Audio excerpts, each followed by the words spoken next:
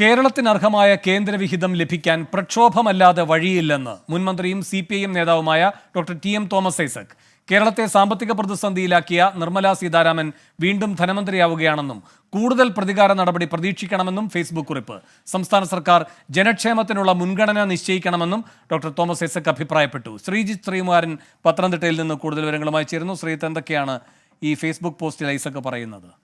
കിഫ്ബി അടക്കമുള്ള സർക്കാരിന്റെ പദ്ധതികളെ കൃത്യമായ രീതിയിൽ കേന്ദ്രം മുടക്കാൻ ശ്രമിക്കുന്ന ആക്ഷേപം CPIM-ഉം ഡോക്ടർ തോമസ് ഐസക്കും കുറെ കാലമായി ഉയർത്താൻ തുടങ്ങിയിട്ട് സമാനമായ രീതിയിൽ നിർമ്മലാ സീതാരാമൻ തന്നെയായിരുന്നു അക്കാര്യത്തിൽ കേരളത്തിന് അർഹമായ കേന്ദ്രവിഹിതം നൽകാതിരുന്നു എന്ന ആരോപണം CPIM ഉന്നയിച്ചിരുന്നു. അതേ നിർമ്മലാ സീതാരാമൻ വീണ്ടും കേന്ദ്രത്തിന്റെ ധനമന്ത്രിയാവുകയാണ്. കൂടുതലൊന്നും തന്നെ പ്രതീക്ഷിക്കേണ്ടതില്ല.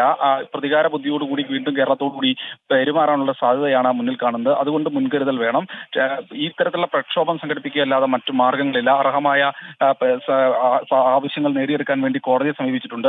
കോടതി വിധി എന്തുമാകട്ടെ ആവശ്യമായ പ്രക്ഷോഭങ്ങളിലേക്ക് കടക്കണമെന്നും തോമസ് ഐസക് പറയുന്നു. ഇതുകൂടാതെ പ്രക്ഷോഭങ്ങൾക്കൊപ്പം ജനക്ഷേമ പ്രവർത്തനത്തിന് മറ്റു മാർഗങ്ങളും കണ്ടെത്തണമെന്നും സംസ്ഥാന സർക്കാരിനോട് ഒരു നിർദ്ദേശമായി ഫേസ്ബുക്ക് കുറിപ്പിൽ പങ്കുവയ്ക്കുന്നുണ്ട്. ശരി, ശ്രീകുമാരനാണ് പത്തനംതിട്ടയിൽ നിന്നും വിവരങ്ങൾ നൽകിയത്.